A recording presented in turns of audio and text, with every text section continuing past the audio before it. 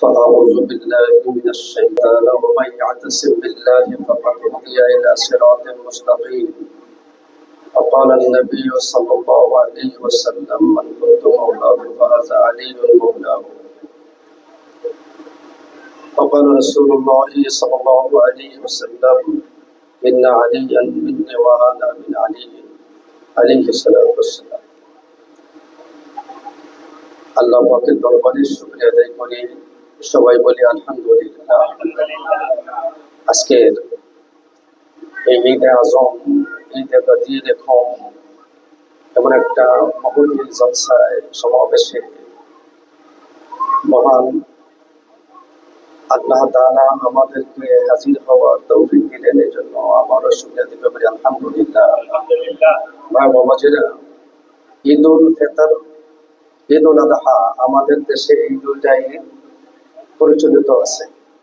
ঈদ উল ফিতরটা কেন হয়? ঈদ উল ফিতরটা কেন হয়?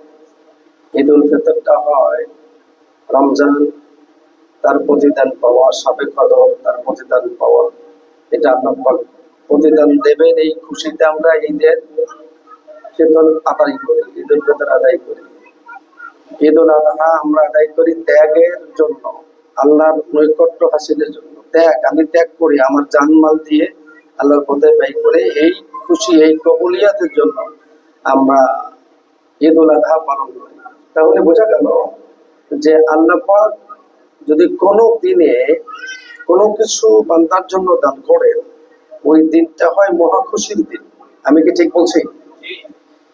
আসমান থেকে মায়েরা খানার খাজানসি নাজিল হলো বনি ইসরাইলের জন্য, ও দিনটা তারা ঈদ বানিয়ে নিল।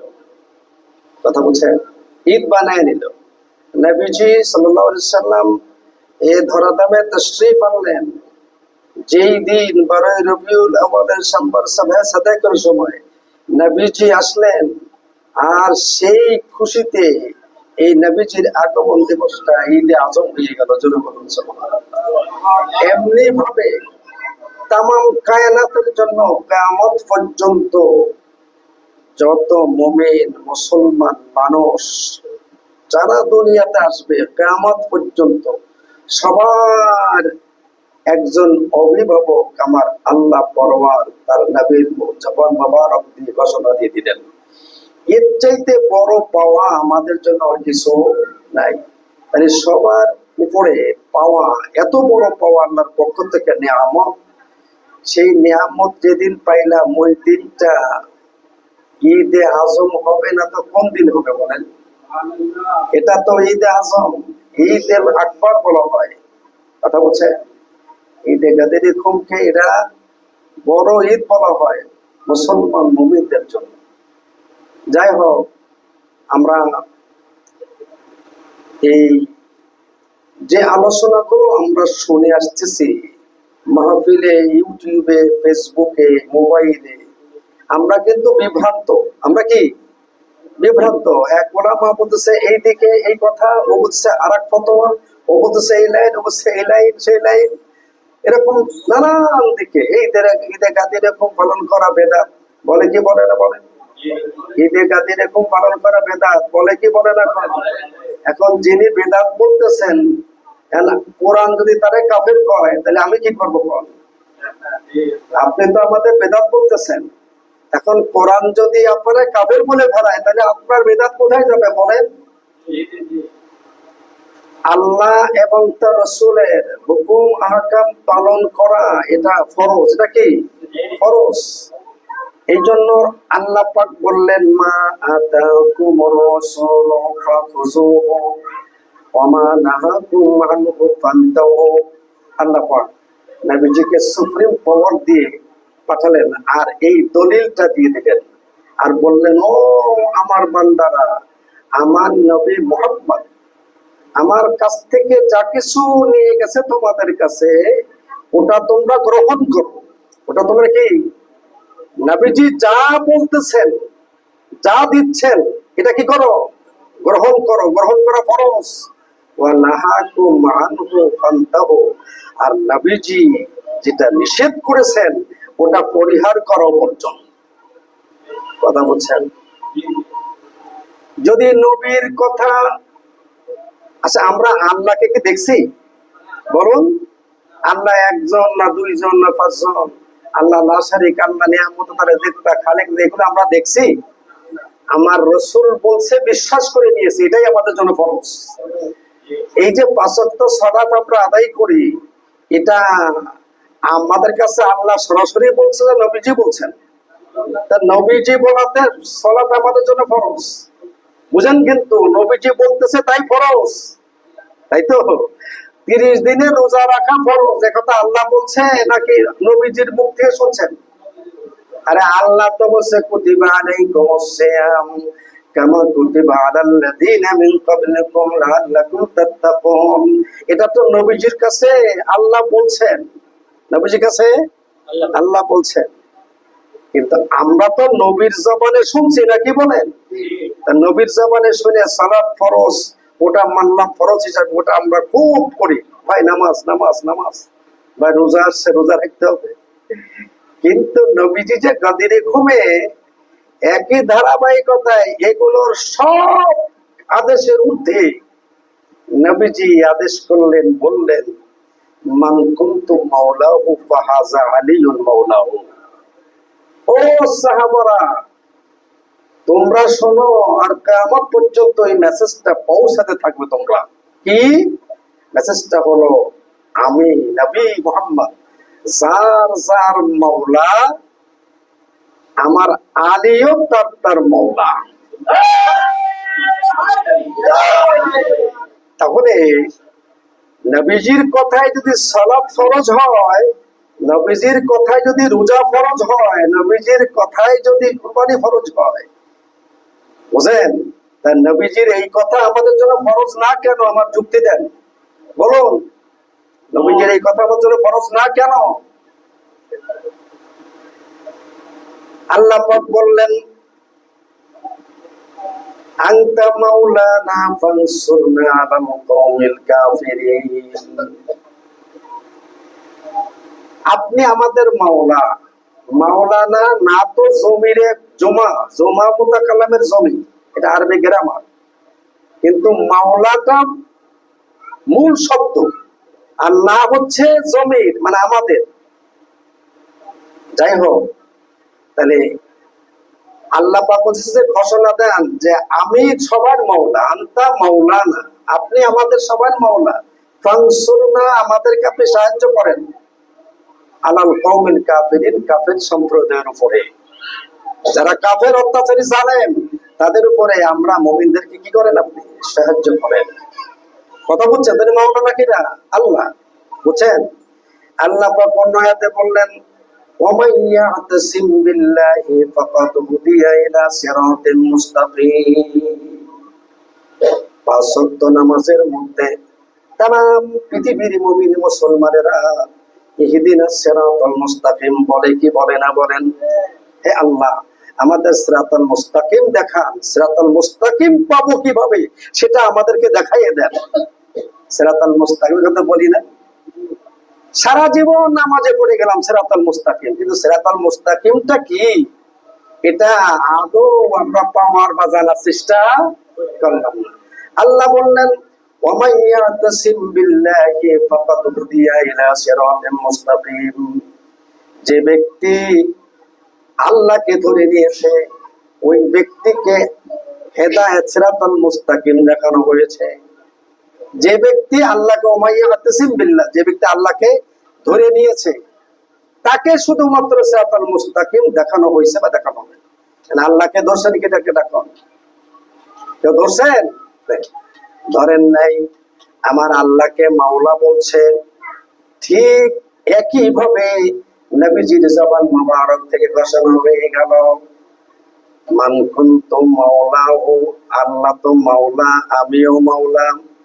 ফাহাযা আলিয়ুন মাওলা, আমার সাথে আলীও আল্লাহ যোগ করেছেন, আলীও মাওলা।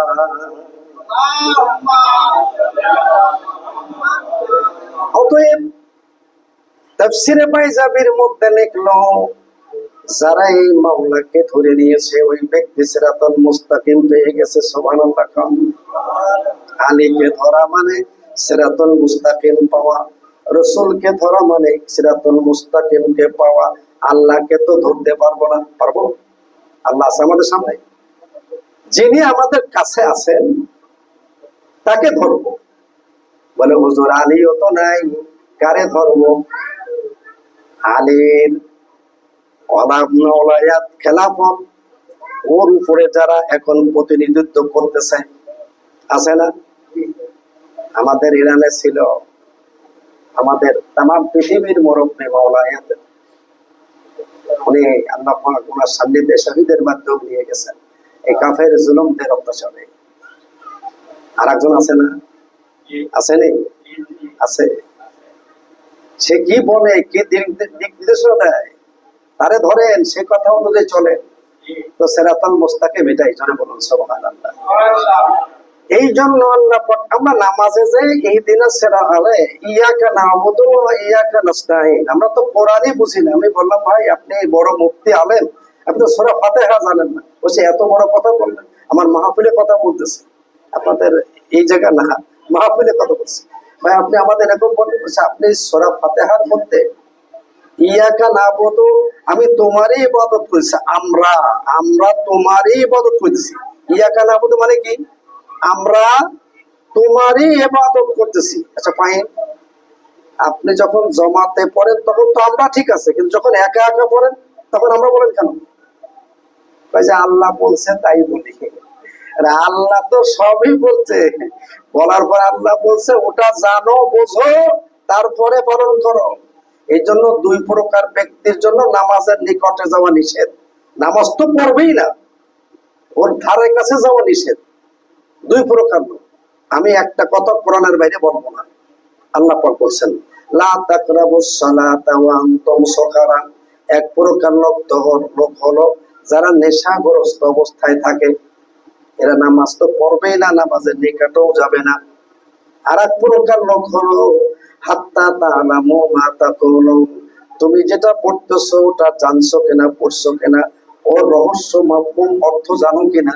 যদি না জানো যায়ও না। কথা বলতেন কোরআন শরীফ খালি বকশে দেওয়া তো নাকি বলেন? ভাই আমার আপা মারা গেছে, আপনি এসে সূরা এক খতম কোরআন শরীফ পড়ে এখান থেকে পড়ে আপনি আবার এক খতম করে বকশে দেন। এখন তো হাফেজ সাহেব তো পড়াশুনো করছে, পড়তে পড়তে মনে করেন এই পড়তেছে, কি পড়তেছে? ফামান হাজ্জাকা মিন বাদি মা জাআকা মিনাল ইলম কুল তাআলাউ নাদউ আবনাআনা ওয়া আবনাআকুম ওয়া নিসাআনা ওয়া নিসাআকুম ওয়া আনফুসানা ওয়া আনফুসাকুম সুম্মা নাফতাইল ফানাজআল লানাতাল্লাহি আলাল কাযিবিন। ফালানাতাল্লাহি আলাল কাযিবিন, মিথ্যাবাদীদের জন্য আল্লাহর পক্ষ থেকে অভিশাপ। আপনি এটাও তো আপনারা পড়াচ্ছেন, কি পাঠান নাই? তাব্বাত ইয়াদা আবি লাহাব ওয়া তাব্বা মা আগনা, আপনি এটাও তো পাঠাইছেন বাবার নামে। বাবা চিন্তা করে, আমি তো এগুলো পাঠাতে বলিনি, বুঝলেন না? সব মিক্সিং করে পাঠাই। কোরআন শরীফ বকশে দেওয়ার জন্য, কোরআন শরীফ হচ্ছে বোঝার জন্য, বুঝবে। মাওলায়ে কায়নাত সম্পর্কে কোরআন শরীফে কেউ কোট করছে 300 অধিক আয়াতে কারিমা। কোরআন কারিমে মাওলায়ে কায়নাত সম্পর্কে আল্লাহ পাক আয়াতে কারিম নাযিল করছে। আমরা আলীকে মাওলা মানি, এটা কি আমি আমার কথায়? স্বয়ং আল্লাহ এবং তো রাসূলের কথায়। রাসূল কি আল্লাহর কথা ছাড়া কোনো কথা বলছে? ওমা ইয়ানতিকু আনিল হাওয়া ইন হুয়া ইল্লা ওয়াহয়ুহা। আল্লাহ রাসূল আল্লাহ পাকের কথা ছাড়া কোনো কথা বলে নাই। ইয়াকা নাস্তাইন, আমরা সাহায্য চাই। আরে সাহায্য, নামাজের ভিতরে কি বিপদ ঘটলো যে আপনি সাহায্য চান? ইয়াকা নাস্তা, আমাদের সাহায্য করে। আল্লাহ পায়ের নামাজের বাইরেও ফেসাল করে, নামাজের ভিতরেও সাহায্য চাই। কারণ সাহায্য চাই, কিসের সাহায্য? এমনিতেই বান্দা বলে ইহদিনাস সিরাতাল মুস্তাকিম, সিরাতাল মুস্তাকিম আমাদেরকে দেখান। কোথায় আছে? আল্লাহ পাক বললেন সিরাতাল লাযিনা আনআমতা আলাইহিম, আনআমতা আলাইহিম। আমার এই সিরাতাল মুস্তাকিম হচ্ছে নিয়ামত প্রাপ্ত বান্দাদের কাছে।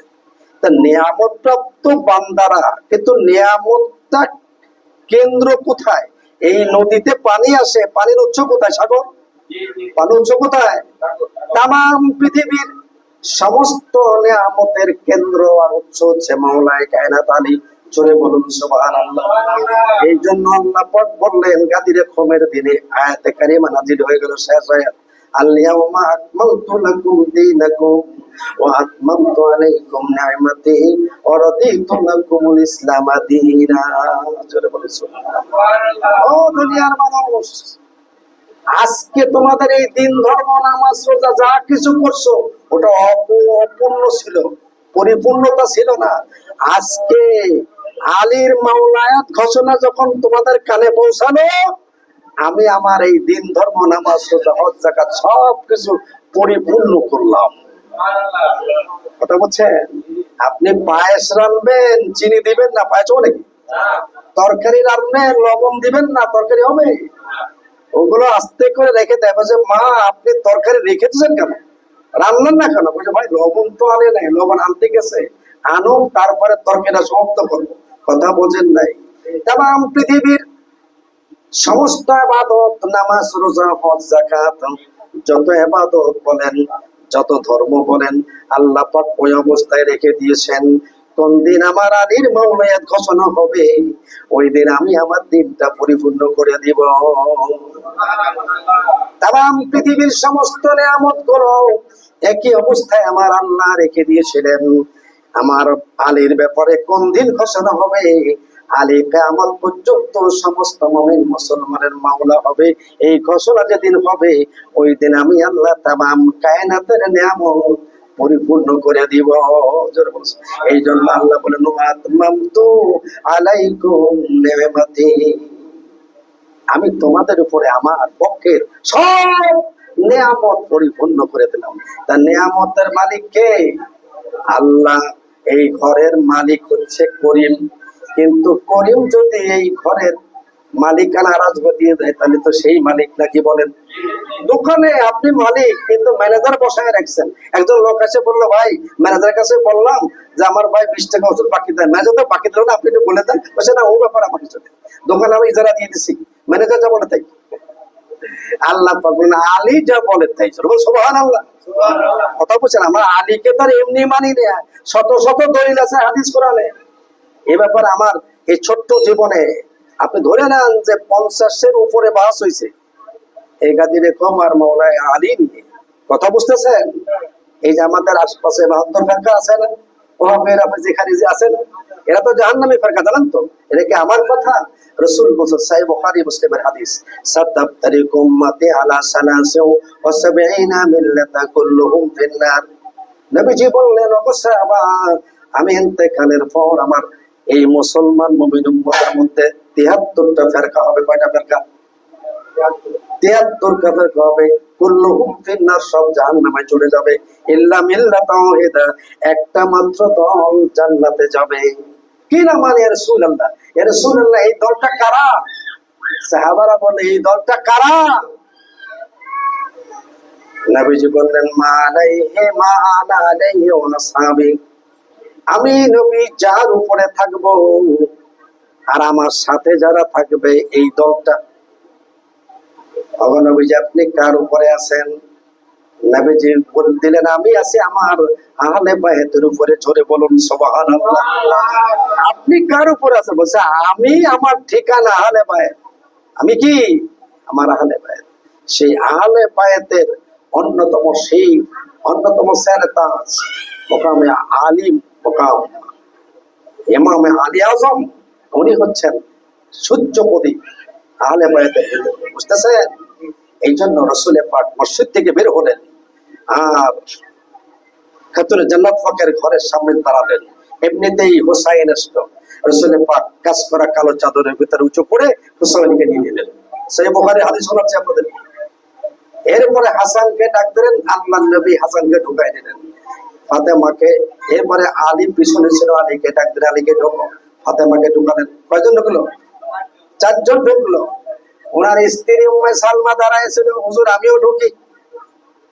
আমি তো, রাসূল বললেন, না তুমি ঢুকবে না, পৃথিবীর কায়নাতের আর কেউ ঢুকতে পারবে না। এই চারটি হলো খাস আল্লাহর সত্তা, জোরে বলুন সুবহানাল্লাহ। একদম চাদরের ভিতরে নেওয়ার পরে আল্লাহ নবী দুহাত তুলে মুনাজাত দিলেন, আল্লাহুম্মা উলাইকা হাযা আহলু বাইতি, ওগো আল্লাহ এরা হচ্ছে আমার আহলে বাইত। সুবহানাল্লাহ। মুহূর্ত দেরি হলো না, আল্লাহর পক্ষ থেকে আয়াতে কারিমা নাযিল হয়ে গেল, ইন্নামা ইউরিদুল্লাহু লিইয়ুযহিবা আনকুম রিজসা আহলাল বাইতি ওয়া ইউতাহহিরাকুম তাতহীরা। আহলে বাইতের উপরে স্পেশাল আয়াতে কারিমা নাযিল করলেন, আমি এদেরকে নিষ্পাপ নিষ্কলুষ করে একদম যে পবিত্র করলে আমি আল্লাহ সেই পবিত্র গ্রহণ করি, সেই পবিত্রতায় এদেরকে আমি পবিত্র করে দিলাম কিয়ামত পর্যন্ত। এই জন্য আমরা আহলে বায়াত পাক বলি। আমাকে বলে, হুজুর আপনি আহলে বায়াত পাক বলেন, সাহাবারা পাক না? না, সাহাবারা পাক হয় কি বলে? সাহাবাদের পাকের কথা আল্লাহ বলছে? আহলে বায়াত পাক বলি আমরা এই জন্য যে আল্লাহ পাক আহলে বায়াত পাক বলছে, ওই জন্য বলি। আমি তো বলছি কোরআন ছাড়া একটা কথাও বলবো না। ভাই বাবাজিরা, তাফসীরে কাবীরের লেখক আল্লামা মুফাসসির ফখরুদ্দীন রাজি রাহিমাহুল্লাহ, ওনাকে প্রশ্ন করা হলো সব সাহাবাদের ক্ষেত্রে রাদিয়াল্লাহু তাআলা আনহু, কিন্তু শুধুমাত্র একমাত্র আলীর কারণে আলীর নামের সাথে কাররামাল্লাহু ওয়াজহু লাগানো হলো কেন? খুতবার ভিতরে আছে না? শুক্রবারের দিন তামাম পৃথিবীর সমস্ত জুমার খুতবায় খতিবেরা ওয়াহাবি হোক, রাফিজি হোক, খারিজি হোক, সুন্নি হোক, সবাই এই হাদিস শরীফটা পড়ে, বলে না, আল হাসান ওয়াল হুসাইন সাইয়্যিদা শাবাবি আহলিল জান্নাহ, বলে কি বলে না? আল ফাতিমাতু সাইয়্যিদাতু নিসাই আহলিল জান্নাহ, পড়ে কিনা? ওয়া আলিয়্যু কাররামাল্লাহু ওয়াজহু কাসীমুল জান্নাহ ওয়ান নার, পড়ে কি পড়ে না? তাহলে আলীর নামের সাথে কাররামাল্লাহু ওয়াজহু আর সাহাবাদের নামের সাথে কি রাদিয়াল্লাহু তাআলা আনহু, কারণ কি? ইমামে ফখরুদ্দীন রাজি রাহিমাহুল্লাহ জবাব দিচ্ছিল, দুনিয়ার মানুষেরা, সাহাবারা তো গুনাহগার ছিল, নবীর হাতে বায়াত গ্রহণ করে আলীকে মাওলায়াত মানে ওরা বেগুনাহ মাসুম হওয়ার পর আল্লাহ যখন খুশি হয়েছে তখন ওকে নামার সাথে রাদিয়াল্লাহু তাআলা আনহু হইছে। আর মাওলায়ে কায়নাত আলী, উনি তো নিষ্পাপ মাসুম, নিষ্পাপ মাসুম, ওনার জন্মই হয়েছে খানায় কাবার মধ্যে। সুবহানাল্লাহ। উলিদা আলীউন ফি জাওফিল কাবা, কাবার মধ্যে আলীর জন্ম, উনি তো মাসুম।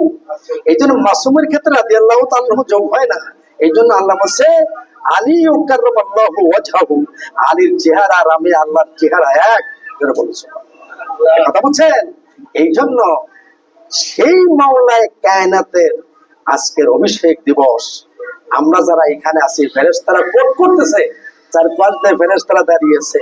আরে রাসূল বলেছেন, আমি আসমানে সপ্তম আসমান পাড়ি দিয়ে যখন মেরাজে গেলাম, আল্লাহর দিদারে সন্নিহিত গেলাম, সর্বপ্রথম আল্লাহ আলীর ওয়াজ আমাকে শোনালেন।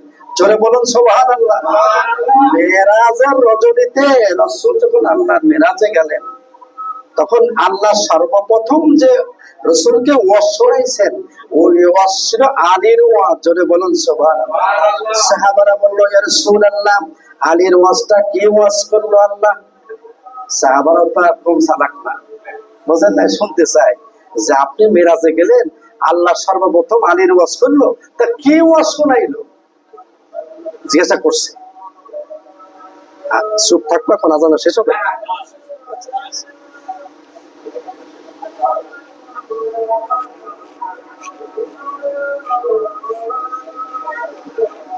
কোথায় যেন রাখছিলাম কথাটা?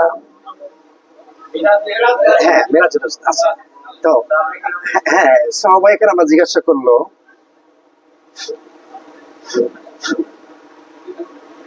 যে সর্বপ্রথম আল্লাহ আলী সম্পর্কে আপনার কাছে ওয়াজ হবে, কি ওয়াজ শোনাইছেন? এবার রাসূল সাহাবাদেরকে সেই ওয়াজ শোনাচ্ছেন। ঠিক আছে, নবী পাক সাল্লাল্লাহু আলাইহি সাল্লাম শোনাচ্ছেন, সাহাবারা শোনো, আল্লাহ পাক আমাকে শোনেন, নবীজি শোনেন, আপনার আলী সম্পর্কে ওয়াজটা শুনে বলে কি আল্লাহ বলেন ইন্না আলিয়ান সাইয়্যিদুল মুমিনিন, জোরে বলুন সুবহানাল্লাহ। কোন কোন রামায়াত আছে ইন্না আলিয়াল আমিরাল মুমিনিন। এই জন্য কায়নাতের মধ্যে কিয়ামত পর্যন্ত আলী বাদ দিয়া কারো আমিরুল মুমিন বলা, আমি কি ঠিক বলতেছি? কারণ এটা আল্লাহর ওয়াজ, আমার না। আমি কি আমার কথা বলবো নাকি? আমি যে চ্যালেঞ্জ করি, বাহাস করি, মোকাবেলা করি, এটা আল্লাহর কোরআন দিয়ে করি। ওই সব চুপ। কোথায় আছে এটা? কোথায় আছে? আসসালামু আলাইকুম। আর কি আরে আরো দুই তিনটা কিতাবের মধ্যে আসছে এবং কোরআন শরীফের মধ্যে এটা কোট হয়েছে। যাই হোক শোনেন, তো একটা হচ্ছে ইন্না আলিয়ান সাইয়্যিদাল মুমিনিন, একটা রাওয়াত আছে ইন্না আলিয়ান আমিরাল মুমিনিন, জোরে বলছে। দুই নম্বর হলো ইমামাল মুত্তাকিন, জোরে বলুন সুবহানাল্লাহ। আমার আল্লাহ পাক শোনালেন আমার আলী হচ্ছে কিয়ামত পর্যন্ত যত মুমিন মুসলমান আসবে সবার হচ্ছে আমির হচ্ছে আমার আলী, আমার আল্লাহ জানেন।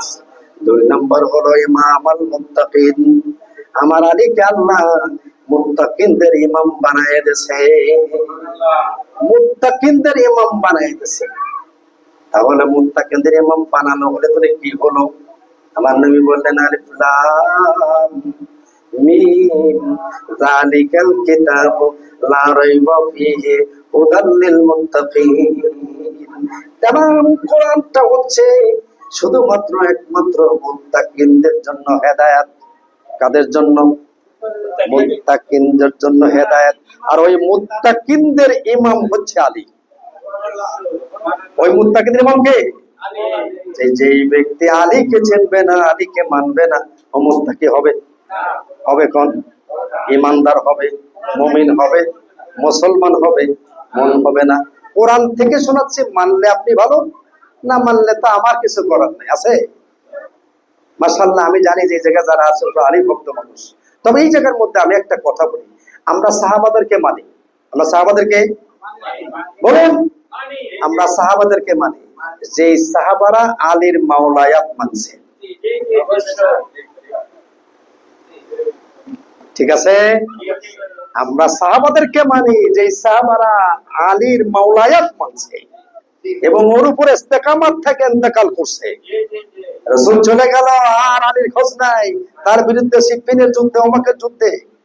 আরে বাবা, সাহাবার কথা বলেন, সিফফিনের যুদ্ধে 12,000 ওইরকম নাম করা কত সাহাবী ছিল। 12,000 সাহাবী আলীর দল ত্যাগ করে চলে গেল। হ্যাঁ, মুনাফিক, প্রতারক, ধোঁকাবাজ মুয়াবিয়া বর্ষার আগায় কোরআন শরীফ ঝোলাইয়া দিয়ে বলল হাসবুনা কিতাবাল্লাহ, আমার থেকে আমাদের মাঝে ফয়সালা কিতাবই যথেষ্ট, আল্লাহ কি যথেষ্ট। এই কথা বললো, বিশ্বাস করলে মাওলায়ে কায়নাত তো আধ্যাত্মিক, বাহ্যিক, বাতিনি, হাকিকত, মারিফত সবকিছু এলেম আল্লাহ পাক ওনাকে নবীজি দিয়েছিলেন। সুবহানাল্লাহ। তো 12,000 যে সাহাবা আলীকে ত্যাগ করে চলে গেল, কয়জন সাহাবার নাম জানো? দাঁড়ায় বলো। যে ওদের আমি 12,000 ভিতরে 100 সাহাবীর নাম জানি, তা তো বলতে পারেন না। খালি সাহাবা সাহাবা সাহাবা সাহাবা সাহাবা সাহাবা। নামাজের ভিতরে আল্লাহুম্মা সাল্লি আলা মুহাম্মদ ওয়া আলা আলি মুহাম্মদ। নামাজের ভিতরে নবীর পরে 2 নম্বরে আলে বায়াত। 2 নম্বরে প্রথমে নবী, প্রথমে কি? প্রথম নাম্বার নবী, নবীর পরে 2 নম্বরে কারা? আলে বায়াত, আওলাদে রাসূল। আর নামাজ থেকে বের হয় সাহাবা সাহাবা সাহাবা। নামাজ থেকে বের হয় 2 নম্বর বাদ দে, সাহাবাদের 2 নম্বরে, এতে 3 নম্বরে।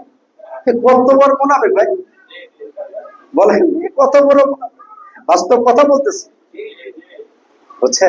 তাহলে এই এরা যাদের ছাড়া নামাজে 1 2 নম্বরে, বাইরে আসে 3 নম্বরে। তা আমি মাঝে মধ্যে বলতাম, যদি আপনারা এত সাহাবা ভক্ত হন, যেহেতু আপনারা এই 12,000-এর ভিতরে 100 সাহাবার নাম দাঁড়ায় বলতে পারবেন না, তা সাহাবাই তো ছিলেন না। কোন সাহাবা বাগী, কোন সাহাবা আলীর বিরুদ্ধে, কোন সাহাবা আল্লাহর বিরুদ্ধে, কোন সাহাবা রাসূলের বিরুদ্ধে গেছে, ওই 12,100 জন সাহাবা বলেন জানেন না। তাই যদি এর পরে যদি এত ভক্তি করেন, তাহলে আগামীকাল থেকে নামাজে বলবেন আল্লাহুম্মা সাল্লি আলা মুহাম্মদ ওয়া আলা আসহাবে মুহাম্মদ, এটা বলবেন। হুজুর নামাজ তো হবে না, কত বড় স্বার্থপর। নামাজ হওয়ার জন্য আলে মোহাম্মদ দরকার, আর নামাজ থেকে বের হয়ে গেলে আলে মোহাম্মদ দরকার নেই।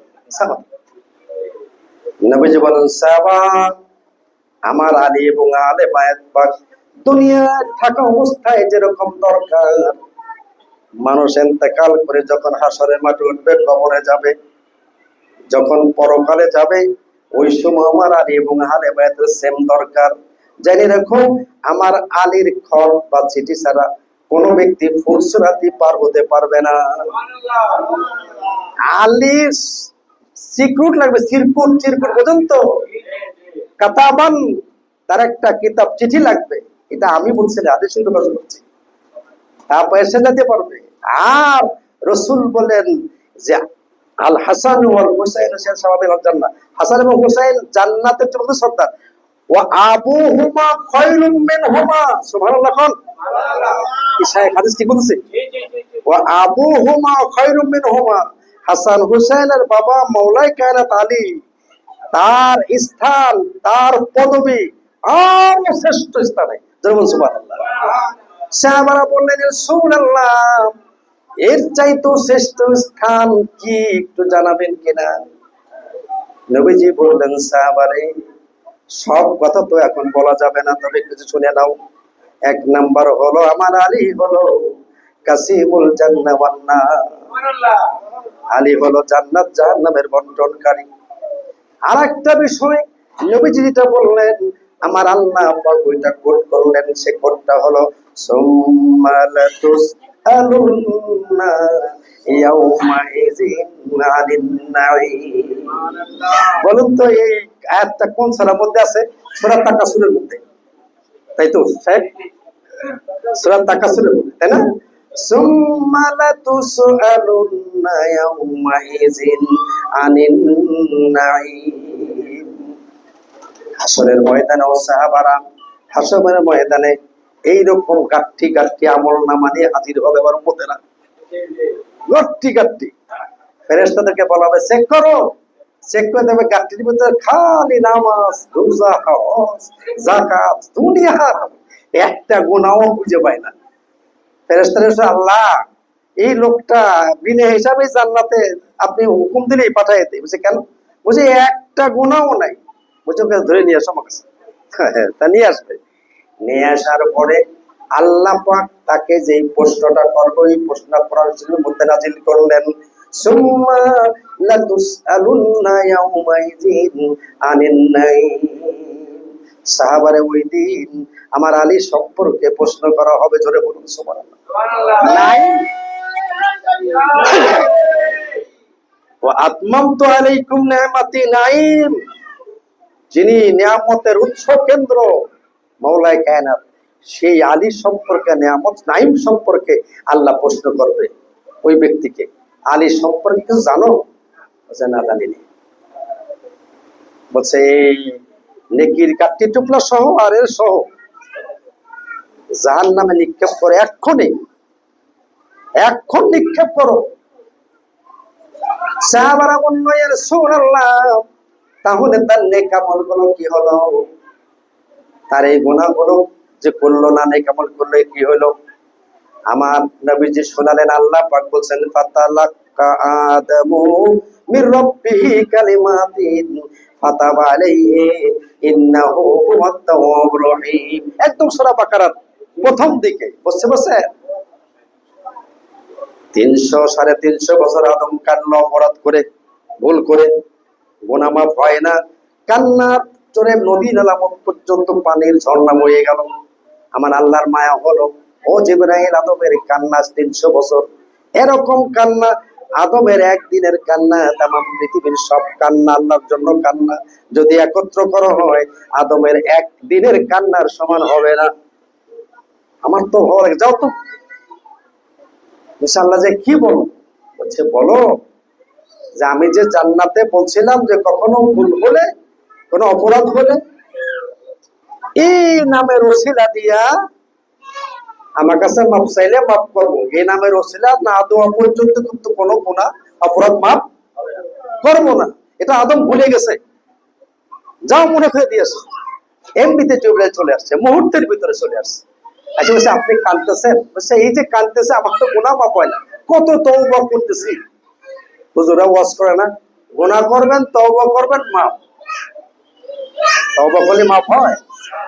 এরকম হাজার হাজার লক্ষ লক্ষ কোটি কোটি বার আদম তওবা করেছিল আর চোখের পানি ফেলেছিল, কি সব করছিল।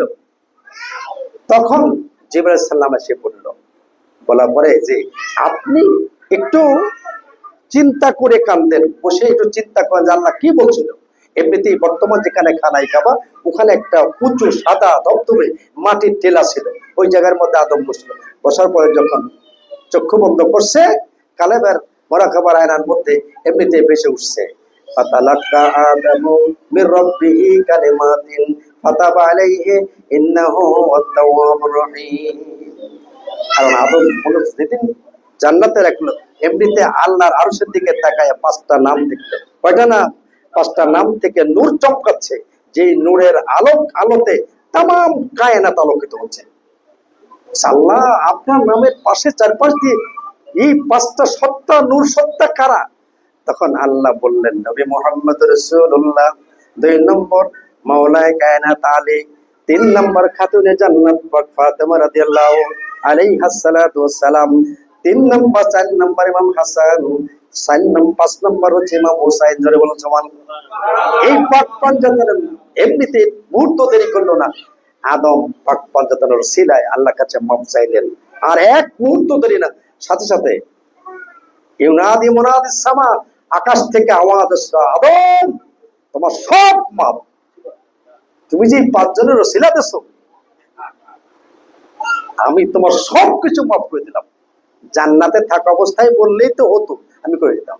কিয়ামত পর্যন্ত এই আদমের সন্তান যারা আছে, আল্লাহর বান্দা যারা আছে, নবীর উম্মত যারা আছে, কিয়ামত পর্যন্ত যত বড় গুনাহ করবেন, যত বড় অপরাধ করবেন, যদি পাকে পঞ্জাতনের ওসিলা দিয়ে মাপ চান, আমার আল্লাহ পরওয়ার মাফ করে দিবে। কিন্তু হাজারো লক্ষ বছর ইবাদত করবেন, যত নামাজ রোজা যাকাত দিয়ে ইবাদত করবেন, যদি পাকে পঞ্জাতনের ওসিলা না দিয়ে দোয়া করেন, ওই দোয়া আল্লাহর দরবারে কবুল হবে না। ফাতালাক্কা আদম দলিল, ফাতালাক্কা আদমু মির রাব্বিহি কালিমাতিন ফাতাবা আলাইহি ইন্নাহু হুয়াত তাওয়াবুর রহিম। সর্বশেষ কথা হচ্ছে, আমরা 5 জায়গায় মানি। কয় জায়গা মানি? আল্লাহ, রাসূল, আলে বায়াত পাক, পাকে পঞ্জাতন। 4 নাম্বার হচ্ছে এদের যারা গোলাম, এদেরকে মানি। বুঝেন তো? নবীজির পরে কার বলছি? মাওলায়ে কায়নাত এবং আহলে বায়াত পাক, ইনারা। আর পরের স্টেজ হলো এদের যারা গোলামি করে, আহলে বায়াতের যারা গোলামি করে, বুঝছেন? এদেরকে মানি। কারণ হলো আহলে বায়াত পাক ছাড়া একজন ব্যক্তি কিয়ামত পর্যন্ত মুমিন হবে না। আহলে বায়াত পাকের ভালোবাসা অনুভব ছাড়া একজন ব্যক্তি মুসলমানই হবে না। তাহলে উনাদের যারা গোলামি করে, আমরা তাদেরকে মানি। তাদের কি করি? মানি। এই জন্য যে সাহাবারা মাওলায়ে কায়নাতকে মানে, আর আহলে বায়াতকে মানে, পাকে পঞ্জাতনকে মানে, এবং এই অবস্থায় ইস্তেকামত থেকে কবরে গেছে, ওই সাহাবাদেরকে আমরা সাহাবা বলি। আমি কি ঠিক বলছি বলেন? অতএব আমরা সাহাবী বিদ্বেষে বলে কেন? এই কথা নিয়ে কত বাস। সাহাবী বিদ্বেষ বলছে কি ব্যাপার? আরে বাবা, সাহাবী বিদ্বেষে আপনি তর্ক করেন। খাইবারের যুদ্ধের পরে আবু হুরায়রা ইসলাম গ্রহণ করলো। খাইবারের যুদ্ধে আবু হুরায়রা নাম শুনলেন না? হুরায়রা সাহাবী, আরে নাম, ওনার হাদিস 5,500। আর নাকি কিছু বর্ণনা না করে মারা গেছে। এসে বলছে কেন মারা গেছে? বর্ণনা করে নাই কেন? বলছে ওগুলো বললে ওনারা গলা কাটিয়ে ফেলতো, এরকম কিছু লেখা। বুঝতেছেন? যাই হোক, কিন্তু মাওলায়ে কায়নাত রাসূলের সাথে একদম শিশু অবস্থা থেকে, তাই তো? সে মাওলায়ে কায়নাতের আমার 5,000 দরকার নাই, 500 হাদিস আপনারে 5 বছর সময় দিলাম, বের করে দেন সব। এজিদি, উমাইয়া, আব্বাসী, ওরা ওই যে মুনাফিক জারজ ছাড়া এরা মুছে ফেলছে, সব মুছে ফেলছে। মাওলায়ে কায়নাতের হাদিস শরীফ, আহলে বায়াত হাদিস শরীফ সব মুছে ফেলছে। যদি খাইবারের যুদ্ধের পর তার 5,000 হাদিস হয়, আর মাওলানা কায়াতের 500 হাদিস দিতে পারে না। এই বর্তমান যারা ওয়াজ করে, বক্তা করে, কিতাব লেখে, কথা বুঝতেছেন? এই হচ্ছে এরকম। আর নবীজির সম্মান তো আগে নষ্ট করছে, এরপরে নবী চলে যাওয়ার পর শেষ পর্যন্ত আমার আহলে বায়াত আলে রাসূল মাওলানা কায়নাত সহ এদের উপরে যে জুলুম অত্যাচার, যে নির্যাতন, যে হত্যাযজ্ঞ, যে রক্তের হোলি খেলায় মেতে উঠেছিল এই কাফের জালেম, এই মুশরিকরা জালেমরা, তাদের প্রতিশোধ আমরা কতটুক বলে আল্লাহর কাছে বলবো? আমরা শুধু আল্লাহর উপরে সেজদা আল্লাহ এদের উপযুক্ত শাস্তি তুমি আমাদেরকে দেখাইও। কথা বুঝছেন? এই জন্য আপনার নবীজির শানে হাদিস, নবীজির সিনা সাক করছে, কথা বুঝছেন? মুসা নবীর লাগলো না, কোন নবীর লাগলো না সিনা সাক। মুসা নবী বলল রব্বিশ রাহলি সাদরি ওয়া ইয়াসসির আমরি, এমনিতে আল্লাহ কবুল করলেন তার সাদরের ভিতরে, বুকের ভিতরে সমস্ত ইলম নূর দিয়ে প্রসার করে দিল। আর আমাদের নবীর নাকি কাটে জমজম পাইতে ধুইছে। যে ভাই ধুইছে কেন? বুঝছে কিছু ময়লা ছিল। নাউজুবিল্লাহ কর না কেন? নবীর কলমে ময়লা থাকে? তাও আবার কোন সময়? মিরাজে যাওয়ার আগে। আরে তো মিরাজে গেল 52 বছরে, আর নবীজির কলমের মধ্যে যদি ময়লা থাকে তাহলে কলমে ময়লা দেখা তা করলো 12 বছর। এই 12 বছর তো কোরআন নাজিল হইল, নবীজির কলম ময়লার উপরে ময়লা করে নাজিল করলো, আর কথা কয় না। এই ওহাবির বাচ্চারা এখনো কথা কয় না, বুঝছেন? নবীজি বলে কি বলে, দুধ মা হালিমা দুধ মা ছিল। নবীজি দুধ মা কে ছিল? হালিমা। বুঝতেছেন? ওয়া শোনেন না আপনারা? তাই বললাম ভাই, যদি নবীজি দুধ মা হালিমা হয়, মুসা নবী দুধ মা কিনা? কয় জানি নি। ইব্রাহিম নবী দুধ মা কিনা? কয় জানি নি। নূহ নবী দুধ মা কিনা? কয় জানি নি। হ্যাঁ রে ভাই, আইব্রাহিম দুধ মা কিনা? কয় জাকারিয়া দুধ মা কিনা? আপনি 1,24,000 কোন নবীর দুধ মা ছিল এটা কোন? কয় জানি নি। বলেন, আচ্ছা ভালো কথা, তা নবীর সমসাময়িক আবু বকরের দুধ মা কিনা ছিল? কয় তাও জানি নি। উমরের দুধ মা কিনা ছিল? তাহলে কারোই দুধ মা লাগে না। একজন বেগয়রে কালেমা, যে কালেমা পড়ে মুমিনই হয় না, এমন এক ব্যক্তির দুধ আল্লাহ পান করে দেওয়া নবী। কি ওয়াজ! হ্যাঁ, এরকম ইউটিউব মার্কা বক্তা আমাদের আশপাশে মেলা ওয়াজ করে, কথা বোঝেন নাই? ওর স্টেজের পাশে ঘুরি আর শুনি, বুঝতে পারছেন? আর যদি সামনাসামনি পড়ে তাহলে তার বসার থেকে উঠতে পারে না, কথা বুঝতেছে? যাই হোক, আল্লাহ পাক আমাদের জন্য বোঝার তৌফিক দেয়। তবে আমি এতটুকু বিশ্বাস করি, আমরা যারা আলিম মান্নেওয়ালা গোলাম ভক্ত, বুঝছেন, আল্লাহ পাক আমাদের সিরাতাল মুস্তাকিমের উপরে রাখছে এবং ইনশাআল্লাহ মৃত্যু পর্যন্ত আমাদেরকে রাখবেন। শুধুমাত্র মাওলানা কায়নাতের দিক দিশারি যার মাধ্যম দিয়ে পাবো তার এতাত আমাদের করা ফরজ। ঠিক আছে? আল্লাহ পাক যেন আমাদের তৌফিক দেন। আসসালামু আলাইকুম ওয়া রাহমাতুল্লাহি ওয়া বারাকাতুহু। আমি একটু বেশি সময় নিলাম, আমার জন্য ক্ষমা করবেন, দোয়া করবেন।